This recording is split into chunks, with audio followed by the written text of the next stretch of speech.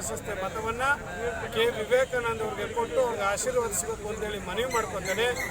ಈ ಕೆ ವಿವೇಕಾನಂದ ಅವರ ಪರವಾಗಿ ಮತಯಾಚನೆ ಮಾಡ್ತಾ ಇರ್ತಕ್ಕಂಥ ನನ್ನೆಲ್ಲ ಸ್ನೇಹಿತರುಗಳು, JDS ಮತ್ತು BJPಯ ಮಿತ್ರ ಪಕ್ಷದ ಎಲ್ಲ ಕಾರ್ಯಕರ್ತರು, ಮುಖಂಡರು, ಸ್ಥಳೀಯ ಜನಪ್ರತಿನಿಧಿಗಳು ಮತ್ತು ಎರಡೂ ಪಕ್ಷದ ಇವತ್ತು ಆಫೀಸ್ ಬೇರರ್ಸ್ಗಳು ಎಲ್ಲರೂ ಕೂಡ ಮತಯಾಚನೆ ಮಾಡ್ತಾ ಇದ್ದಾರೆ. ದಯಮಾಡಿ ಈ ಸಂದರ್ಭದಲ್ಲಿ NDA ಅಭ್ಯರ್ಥಿ 100ಕ್ಕೆ 100 ಭಾಗ ಕೆ ವಿವೇಕಾನಂದ ಅವರ ಫಲಿತಾಂಶ NDA ಪರವಾಗಿ ಬರ್ತದೆ.